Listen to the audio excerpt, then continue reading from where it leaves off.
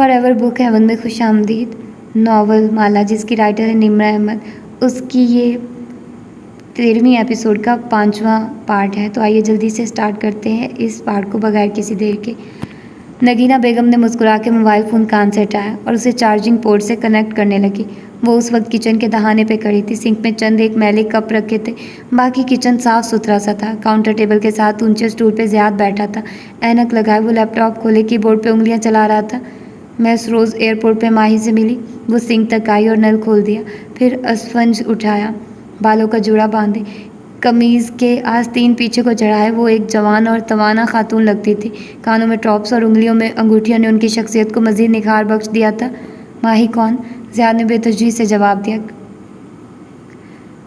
کھڑکتی keys کی آواز دونوں کی گفتگو کے درمیانی وقفے میں سنائی دیتی تھی۔ پورے جہاں کی بیٹی، رشتے میں تمہاری سیکنڈ کزن لگتی ہے بلکہ۔ ہاں سمجھ گیا، کیا ہوا اسے؟ اس سے نہیں، اس کی ایک بہن ہے، مجھے تمہارے لیے پسند آ گئی ہے، وہ کپ کو پانی سے گزارتے ہوئے کہہ رہی تھی۔ اس کا نام کشمالہ ہے، خوبصورت ہے، کریئر بھی ہے، سب سے بڑھ کے اپنے خاندان کی ہے۔ میں پھر سے اپنا اصرار دہرا رہی ہوں زیاد، یہی عمر ہے تمہاری شادی کرنے کی۔ کپ سٹینڈ پہ الٹا لٹکایا اور اس کے سامنے آ کھڑی ہوئی، پھر نرمی سے اس کو کونی سے تھاما۔ ان کے ہاتھ گیلے تھے، زیاد کی شرٹ کا آستین بھیگنے لگا۔ جب شادی کرنی ہوگی بتا دوں گا امی۔ وہ بیزار نہیں ہوا، بس سادگی سے کندھے اچکا دیے۔ شادی کے لیے اچھی جاب کا ہونا ضروری ہے۔ آواز پہ وہ دونوں چونک کے نظر اٹھا کے دیکھا۔ لاؤنج میں بیٹھے سلطان صاحب چہرے سے کتاب ہٹا کے طنزیہ بولے تھے۔ ان کی موجودگی سے وہ دونوں اکثر یوں ہی لاتعلق ہو جاتے تھے۔ میری جاب اچھی ہے ابو۔ زیاد کی آواز دھیمی پڑ گئی، کی بورڈ پہ جمی انگلیاں نیچے گر گئی۔ مارکیٹنگ ایجنسی کی چند درہم کی جاب؟ کون اپنی کریئر اورینٹڈ بیٹی دے گا تمہیں؟ ڈاکٹر ہوتے، انجینئر ہوتے تو کوئی بات بھی تھی۔ ان کا فون بجنے لگا تو وہ تلخی سے سر جھٹکتے باہر نکل گئے۔ زیاد سلطان کی مٹھیاں بھنج گئی، بے بسی سے انہیں جاتے دیکھا۔ تبھی ایک گیلا ہاتھ اس کے کندھے پہ آ رکا تو وہ چونکا۔ وہ اس کے ساتھ کھڑی محبت سے اسے دیکھ رہی تھی۔ ان کو اگنور کرو بیٹے، وہ آپ سے بہت محبت کرتے ہیں، بس وہ آپ کی صلاحیتوں سے واقف نہیں ہیں۔ زیاد نے گہری سانس لی، لیپ ٹاپ اسکرین فولڈ کی اور پھر سنجیدگی سے انہیں دیکھا۔ کبھی کبھی مجھے ان کی محبت پہ شک ہونے لگتا ہے۔ چھوڑو ان کو۔ اچھا یہ دیکھو، یہ تصویر شمس نے بھیجی ہے۔ انہوں نے چارجنگ پہ لگا موبائل اٹھایا، وہ تار سمیت کھینچتا ہوا سامنے آیا اور گلی انگلی سے اسکرین چھوئی۔ سامنے ایک تصویر کھل گئی۔ سمرینہ، اس کا پتہ بھیج رہی ہوں، ایکسیڈنٹ لگنا چاہیے۔ تاکید کرتے ہوئے چند بٹن دبائے، زیاد نے سر ہلا دیا اور اپنی اسکرین واپس کھولی۔ اب وہ تصویر وہاں منتقل ہو چکی تھی۔ وہ زیر لب بڑبڑاتے ہوئے اس کا پتہ پڑھنے لگا، پھر ماں کو دیکھا تو چونک گیا۔ وہ اب اپنے موبائل پہ اسے کچھ دکھا رہی تھی، ایک چہرہ، معاشرے کی خوبصورتی کے معیار کے مطابق پرفیکٹ چہرہ، گوری سفید رنگت، گلابی رنگت، سبز آنکھیں، پرکشش مسکراہٹ۔ یہ کشمالہ ہے جس کا میں ابھی ذکر کر رہی تھی۔ زیاد سلطان کے چہرے پہ کچھ بجھ سا گیا۔ یہ مجھے پسند نہیں کرے گی امی۔ آپ ایک دفعہ ہاں کر دے بیٹا، آپ کی ماں کے لیے کچھ مشکل نہیں ہے، مسکرا کے معنی خیز انداز میں کہتے ہوئے انہوں نے موبائل اسکرین بجھا دی۔ زیاد نے سر جھٹکا۔ میں اس طرح شادی نہیں کرنا چاہتا، مجھے کوئی وظیفہ، کوئی دم، کوئی جادو نہیں کروانا اس پہ۔ امی، اگر کسی کو میری زندگی میں آنا ہے تو صرف مجھے خود سے پسند کر کے آنا ہوگا۔ اس کا لہجہ اٹل تھا۔ شور، وہ مسکرا کے وہاں سے ہٹ گئی۔ زیاد کے جانے کے بعد انہوں نے بیسمنٹ کا دروازہ کھولا اور پھر اسے اندر سے لاک کیا، پھر تیز توانا قدموں سے چلتی نیچے آئی۔ بیسمنٹ میں سب کچھ تیار تھا، ہمیشہ کی طرح۔ ایک بغلی کمرے میں انہوں نے لباس بدلا، بال بکھیرے، ایک خون کے پیالے سے اپنے ہاتھ رنگے، کچھ گدلا سا جسم پہ لگایا، ہر طرف بدبو سی پھیلنے لگی۔ پھر وہ اپنی جگہ پہ چوکڑی مار کے بیٹھی۔ ان کا چہرہ مطمئن اور پرسکون تھا۔ سامنے ایک پرنٹ شدہ تصویر رکھی تھی جس میں وہی سبز آنکھوں والی لڑکی مسکرا رہی تھی۔ نگینہ بیگم عرف سرکار نے مسکرا کے اس تصویر کو دیکھا، پھر ایک باکس میں ہاتھ ڈالا۔ جب ہاتھ باہر نکالا تو اس میں ایک گڑیا کا پتلا سا تھا، اس کی آنکھیں نہیں تھیں۔ انہوں نے سبز مارکر اٹھایا اور آنکھوں کی جگہ پہ نقطے لگائے، پھر مسکرا کے اسے دیکھا اور زیر لب کچھ بڑبڑانے لگی۔ پتلا دھیرے دھیرے گرم ہونے لگا، پھر انہوں نے اسی طرح کچھ پڑھتے ہوئے ایک سوئی اٹھائی اور عین پتلے کے سینے میں گاڑ دی۔ سینکڑوں میل دور کشمالہ مبین چلتے چلتے ایک دم رکی، بے اختیار سینے پہ ہاتھ رکھ کے دوہری ہوئی۔ ایک دم ایسی تکلیف اٹھی تھی کہ لگتا تھا کسی نے دل میں خنجر گھونپ دیا۔ کیا ہوا مالا؟ معید رک گیا، وہ ماں کی وہیل چیئر دھکیل رہا تھا۔ وہ سب ابراہیم خلیل روڈ کے کنارے چل رہے تھے، ان کا رخ حرم کی طرف تھا۔ ظہر کی نماز کا وقت ہوا جاتا تھا، بس جگہ مل جائے۔ ان تینوں کو جلدی تھی اور اب جب وہ دوہری ہوئے راستے میں کھڑی ہو گئی تو پیچھے سے آنے والے معتمرین اور حاجیوں کا راستہ رک گیا۔ کچھ نہیں، ایک دم درد ہوا تھا۔ تکلیف اسی طرح غائب ہو گئی جیسے کچھ کبھی پہنچی ہی نہ ہو۔ وہ سر جھٹک کے سیدھی ہوئی۔ یہ ان دنوں کی بات ہے جب وہ تینوں اکٹھے عمرہ کرنے آئے تھے۔ مالا، ٹھیک ہو بیٹے؟ ماں پریشانی سے اسے دیکھ رہی تھی۔ انہوں نے سیاہ اسکارف اور عبایا پہن رکھا تھا۔ مالا کا عبایا بھی انہی کے جیسا تھا لیکن گہرا بھورا۔ جی جی چلیں۔ وہ موبائل پہ چہرہ جھکائے پھر سے چلنے لگی۔ مالا کا عبایا بھی انہی کے جیسا تھا لیکن گہرا بھورا۔ جی جی چلیں۔ وہ موبائل پہ چہرہ جھکائے پھر سے چلنے لگی۔ بیٹے کچھ دیر کے لیے اس فون کو رکھ دو، ہم عبادت کرنے آئے ہیں، دنیا کے کام کہیں نہیں جاتے۔ ماں نے قدرے خفگی سے اسے ٹوکا۔ موہت نے ویل چیئر دھکیلنا شروع کر دی۔ ماں ویسے تو توانا تھی، چل پھر سکتی تھی، لیکن ان کو ہوٹل دور ملا تھا تو ان کے فربی وجود کے لیے روز اتنا چلنا مشکل تھا۔ جی بس رکھتی ہوں۔ وہ اسکرین میں الجھی ہوئی تھی۔ ایک مسئلہ ہو گیا اوشن میں، وہی حل کر رہی ہوں۔ وہ اب حرم کے سفید فرش پر پہنچ چکے تھے۔ کنگ فہد گیٹ سامنے تھا اور وہ تب بھی فون ہونٹوں کے قریب کیے آڈیو میسج بھیج کے ورکرز کو کچھ سمجھا رہی تھی۔ موہت نے افسوس سے سر جھٹکا۔ مالا یار کبھی کام سے آف بھی لیا کرو۔ اچھا بابا ایک منٹ نا۔ وہ کچھ پریشان تھی، سینے کا درد اب انکا ہو چکا تھا لیکن کام کے مسئلے تھے کہ ختم ہی نہیں ہوتے تھے۔ آپ لوگ چلیں میں آتی ہوں۔ موہت ماں کو لے کر آگے بڑھ گیا۔ وہ وہیں باہر ایک جگہ زمین پہ بیٹھ گئی۔ ابھی اذان نہیں ہوئی تھی۔ اسے جلدی جلدی اپنے ورکرز کو چند ہدایات آڈیو کے ذریعے بھیجنی تھی، پھر وہ فون آف کر دے گی۔ مالا، ایک سرگوشی سی سنائی دی۔ مالا نے چونک کے گردن اٹھائی، دائیں بائیں دیکھا۔ کوئی اس کے قریب سے اٹھ کے گیا تھا، نیلے یونیفارم والا، شاید وہ کوئی خاکروب تھا۔ کیا اس نے اسے پکارا؟ اس نے فون رکھ دیا اور الجھن سے کھڑی ہوئی۔ وہ کنگ فہد گیٹ کی دیوار کے ساتھ آگے بڑھ رہا تھا۔ سنو، اس نے پکارا۔ کچھ تھا اس میں، کوئی کشش۔ وہ ابرو بھینچے الجھن سے اس کو دیکھتی اس کے پیچھے چلتی گئی، یہاں تک کہ وہ اس کے بالکل قریب پہنچ گئی۔ سنو۔ وہ ایک دم پلٹا اور اگلے ہی لمحے اسے کونی سے تھام کے دیوار کی طرف دھکیلا، ایسے کہ اس کی کمر دیوار سے جا لگی اور آنکھیں حیرت اور خوف سے پھیل گئی۔ کون ہو تم؟ آصف۔ وہ ایک خاکروب تھا، نیلا ٹراؤزر شرٹ پہنے، سر پہ ٹوپی، اس کا چہرہ معمر تھا اور داڑھی سفید تھی۔ بوڑھے ہاتھوں کی رگیں ابھری ہوئی تھی اور ایک انگلی میں سبز نگینے والی انگوٹھی تھی۔ وہ احتجاج کرنا چاہتی تھی لیکن آواز حلق میں دب گئی۔ جو سینے کا درد تمہیں ابھی ہوا ہے وہ ایک سوئی کا ہے۔ اس کے اگلے الفاظ نے اسے ساکت کر دیا۔ سینے کا درد؟ اس سے کیسے؟ اس نے تمہارے سینے میں سوئی چبھوئی ہے، وہ سرخ آنکھوں کے ساتھ کہہ رہا تھا۔ ایک دم بہت سا خوف مالا کو گھیرنے لگا لیکن اس کی گرفت بھاری تھی، وہ اپنی جگہ سے ہل نہیں سکی۔ ایک آدمی ہے، اس کے پاس تمہاری تصویر ہے، وہ تمہیں نقصان پہنچانا چاہتا ہے، تمہیں خود کو بچانا ہے۔ تو تم کون؟ الفاظ حلق سے نکل نہیں پا رہے تھے۔ بوڑھے خاکروب نے اس کی کونی چھوڑی۔ ایک آدمی ہے، اس کے پاس تمہاری تصویر ہے، وہ اپنی بات دہرا رہا تھا۔ وہ گہرے گہرے سانس لیتی اسے دیکھے گئی۔ کیا ہوا؟ قریب میں کسی عورت نے اسے پکارا۔ وہ ڈر کے ہی اس طرف مڑی۔ یہ آدمی؟ واپس دیکھا، وہ اب وہاں نہیں تھا۔ وہاں آس پاس دور دور تک نیلے یونیفارم میں کوئی نہیں تھا۔ یہاں ایک آدمی تھا۔ نہیں بیٹا، معمر خاتون نے سیالکوٹی لہجے میں کہتے ہوئے تحرم سے اسے دیکھا۔ تم خود سے بات کر رہی تھی، طبیعت ٹھیک ہے؟ وہ عورت کیا کہہ رہی تھی اس نے نہیں سنا۔ وہ تیزی سے آگے گئی، چند لوگوں کو ہٹایا، اذان کی آواز بلند ہونے لگی۔ سب کو جماعت میں جگہ لینے کی فکر تھی۔ حرم شریف میں یہی سب سے بڑی فکر ہوتی ہے۔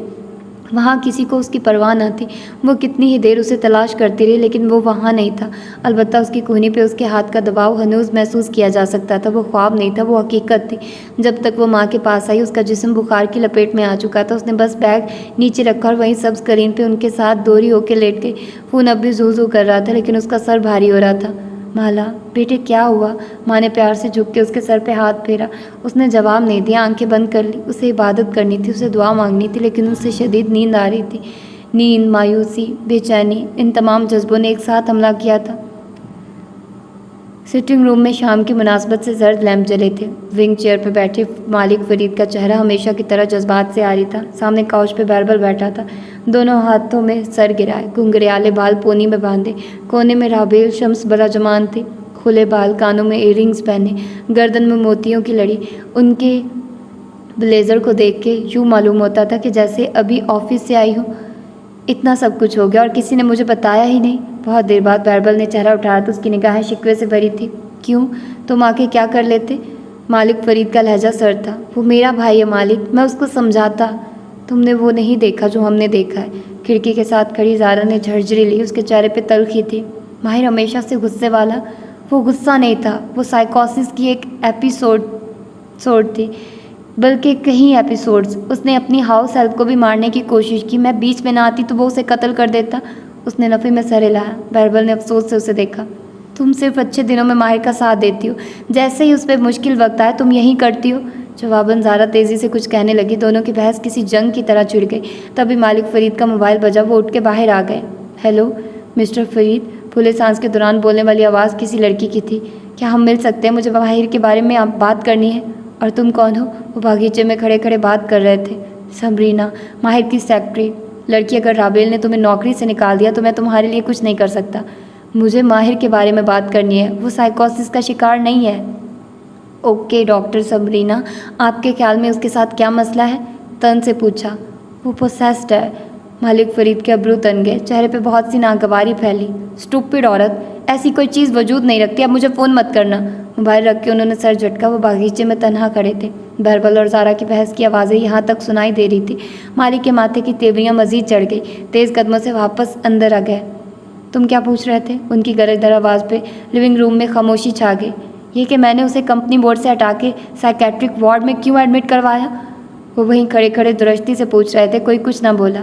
مجھے تمہاری ماں کے ساتھ ایک ناپسندیدہ نظر رابیل پہ ڈالی۔ ٹیم اپ ہونے کا کوئی شوق نہیں ہے۔ میں نے یہ سب ماہر کی بھلائی کے لیے کیا ہے۔ کیا تم یہاں نہیں تھے بھی جب ماہر نے سارے آفس کے سامنے اپنی سیکرٹری کو مارنے کی کوشش کی تھی یا شمس کا سر پھاڑا تھا؟ مگر یوں اس کو ہیلپ چاہیے۔ مالک فرید کی غصے سے کامتی آواز بلند ہوئی۔ یہ سائیکوسس ہے، اسے ہلیوسینیشنز ہو رہی ہیں، آوازیں سنائی دیتی ہیں، سارا آفس اس کا گواہ ہے، اس کو وہ سب شاید یاد بھی نہ ہو۔ لیکن زہرا اور میں پچھلے 2 ماہ سے اس کے گھر میں رہ رہے ہیں۔ وہ نیند میں چلاتا ہے، چیخیں مارتا ہے، اس کو دورے پڑ رہے تھے۔ بہربل نے لب آپس میں پیوست کر لیے۔ وہ کچھ نہیں بول سکتا تھا۔ میں قاسم کے بعد اس فیملی کا سربراہ ہوں، چاہے تم دونوں مجھے میرے نام سے پکارو یا مجھے چچا کہو۔ کچھ فیصلے ہیں جو میں اس خاندان کے لیے کروں گا بھی، اور کمپنی کے لیے بھی۔ ان کا چہرہ شدت غیظ سے سرخ تھا اور وہ بلند آواز میں کہہ رہے تھے، ہمارا بزنس اعتبار پہ قائم ہے۔ ایک دنیا قاسم فرید کی زبان پہ اعتبار کرتی تھی، لیکن ماہر نے سب برباد کر دیا۔ اس نے ایک کلائنٹ پہ حملہ کیا، ہماری ساکھ تباہ ہو گئی۔ اگر ماہر کمپنی میں رہتا تو کوئی ہمارے ساتھ کام کرنے کو تیار نہ ہوتا۔ اس کو وارڈ میں منتقل کروانے کا مقصد یہ ہے کہ جب وہ تندرستی کا سرٹیفکیٹ لے کر باہر آئے تو دنیا اس پہ پھر سے اعتبار کرنے لگ جائے۔ کیا وہ واقعی باہر آ سکے گا؟ بہربل کی آنکھوں میں مہم سی امید ابھری۔ اگر ہم اسے وارڈ میں داخل نہ کرواتے تو مختلف لوگ اس کے خلاف چارجز فائل کر کے اسے جیل بھیج دیتے۔ تمہارے لیے کیا زیادہ قابل قبول ہے، سائیکیٹرک وارڈ یا جیل؟ وہ اسی غصے سے پوچھ رہے تھے۔ بہربل نے سر جھکا دیا۔ جیل میں ایک طویل عرصہ گزارنے کے بعد یہ معلوم ہوتا کہ وہ سائیکوسس کا شکار ہے، تب بھی اسے عدالت کہاں بھیجتی؟ ظاہر ہے ذہنی امراض کے ہسپتال میں۔ میں نے اسی کام کو تیز کیا ہے۔ مالک، میں بہربل کی آواز دھیمی تھی لیکن وہ اسے نہیں سن رہے تھے۔ اور دوسری وجہ تمہاری ماں کو عارضی CEO منتخب کروانے کی یہ ہے کہ اب اسی ناپسندیدگی سے رابیل کو دیکھا تاکہ ماہر کو یہ معلوم ہو جائے کہ مجھے فرید ہولڈنگ پہ قبضہ نہیں کرنا۔ میں GM تھا، ہوں اور رہوں گا۔ یہ عہدہ مجھے میرے بھائی نے دیا تھا۔ مجھے اس سے اوپر کی خواہش ہے، نہ کوئی مجھے اس سے نیچے لے جا سکتا ہے۔ میں نے رابیل کو ماہر کی سیٹ اس لیے دی کیونکہ اب وہ رابیل کو دیکھ رہے تھے، کیونکہ تمہاری ماں میرے پاس مدد کے لیے آئی تھی۔ مالک، رابیل کی آواز غصے سے کانپی، چہرہ احساس توہین سے سرخ ہوا۔ مالک فرید سچ بات کہنے سے نہیں ڈرتا۔ ان کی گرجدار آواز مزید بلند ہوئی۔ تم میرے پاس آئی تھی اپنے شوہر کے خلاف مدد مانگنے، لیکن اس نے ایک دفعہ پھر تمہیں اپنی باتوں کے جال میں پھنسا لیا۔ اس کے باوجود میں تمہاری مدد کر رہا ہوں۔ اس سیٹ کو حاصل کرنے کے بعد تمہیں اپنے شوہر کا اصلی چہرہ دکھائی دے گا جب وہ لیچ بہانے سے تم سے مختلف کاغذات پہ دستخط کروائے گا۔ رابیل کے چہرے پہ بہت سے رنگ ابھرے۔ تم ہمیشہ شمس کو غلط۔ میں تمہارے اوپر ایک احسان کر رہا ہوں رابیل۔ میں تمہیں ہاتھ سے پکڑ کے اس ٹاکسک شادی سے نہیں نکال سکتا۔ کوئی کسی عورت کو اس کی ٹاکسک زندگی سے نہیں نکال سکتا جب تک کہ وہ خود اپنی لڑائی نہ لڑے۔ یہ تمہاری لڑائی ہے، اسے تم نے خود لڑنا ہے۔ میں صرف تمہیں شمس کی اصلیت دکھا سکتا ہوں، اس کے تمام ٹارچر کے باوجود جسے تم میک اپ سے کور کرتی ہو۔ تمہیں یہ غلط فہمی ہے کہ وہ تم سے محبت کرتا ہے، بالآخر تم خود دیکھ لو گی کہ اس نے تم سے صرف قاسم فرید کی دولت کے لیے شادی کی تھی۔ وہ ابھی تک چوکھٹ میں کھڑے برس رہے تھے اور رابیل کی آنکھیں شدت توہین سے بھیگ چکی تھی۔ رہا شمس، تو میں اتنا بے وقوف نہیں ہوں کہ اس کے ہاتھ کچھ لگنے دوں گا۔ تمہارے اختیارات بہت محدود ہیں رابیل۔ اور تم مالک، ماہر تمہیں معاف کر دے گا؟ زہرا اور بہربل بے اختیار انہیں دیکھنے لگے۔ مالک کے برف جیسے چہرے پہ ایک سایہ سا گزرا۔ وہ مجھے معاف کر دے گا۔ ان کی آواز قدرے پست تھی۔ اس نے آج تک اپنی ماں کو معاف نہیں کیا، تمہیں کیسے کرے گا؟ رابیل کے چہرے پہ زخمی سا طنز ابھرا، انگوٹھیوں والے ہاتھ سے آنسو صاف کیا اور اٹھ کھڑی ہوئی۔ میں یہاں نہیں رہ سکتی بابا، مجھے کچھ دن کا بریک چاہیے۔ زہرا بھی سر جھٹک کے تیزی سے باہر نکل گئی۔ بہربل نے بس ایک زخمی نظر باہر جاتی زہرا پہ ڈالی اور اس کے پیچھے لپکا۔ تم ہمیشہ یہی کرتی ہو زہرا، تم بچپن سے اب تک۔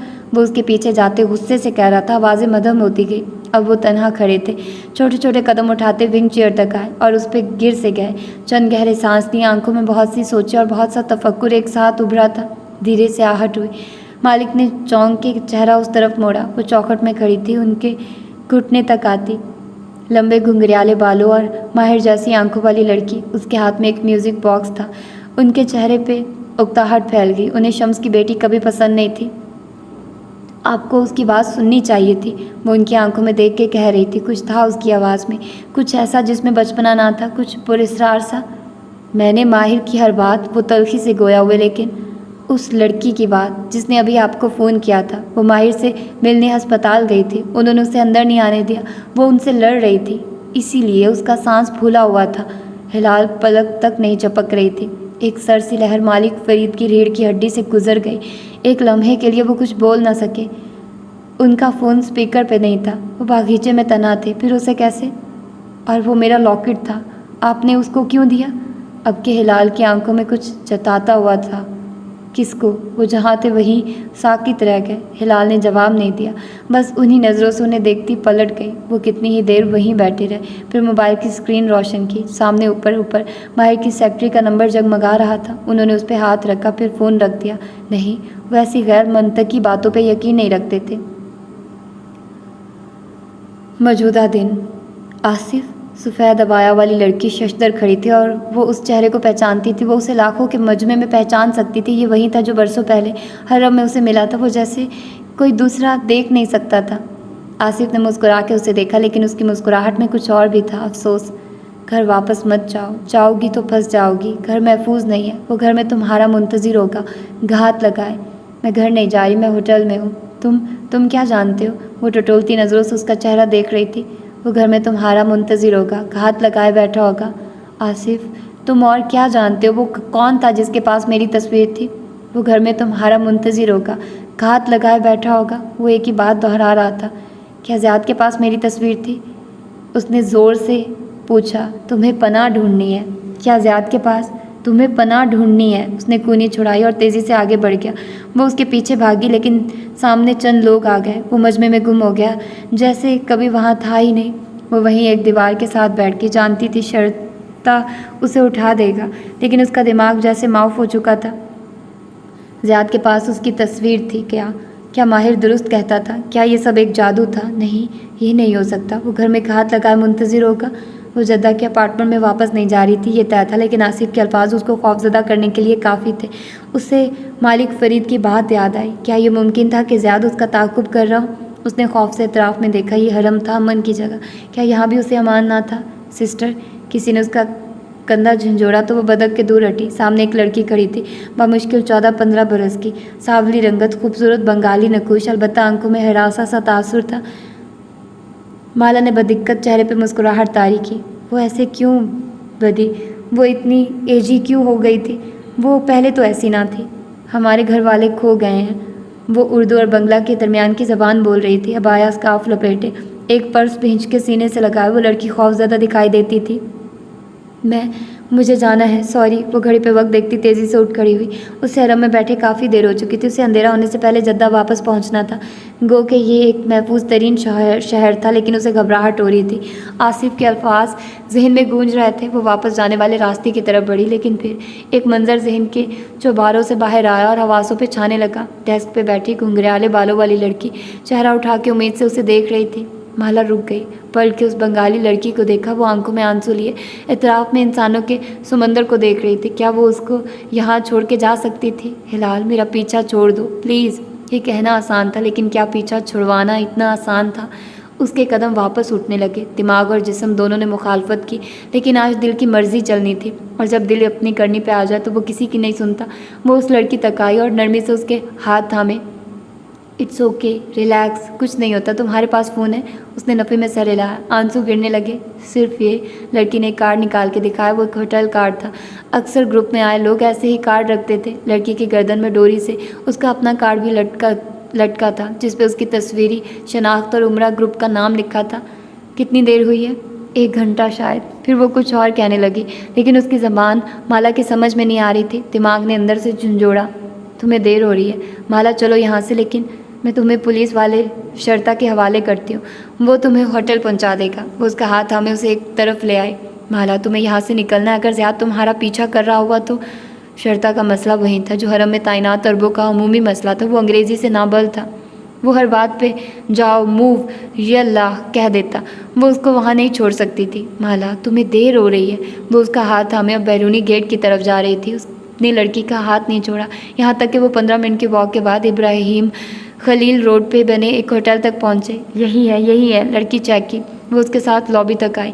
باہر مغرب کی اذان ہو رہی تھی۔ خیر ہے، اندھیرا ہو بھی گیا تو کیا تھا، یہ مکہ تھا، یہاں کوئی کسی عورت کو ہراس نہیں کر سکتا تھا۔ تم یہاں اپنے گھر والوں کا انتظار کرو۔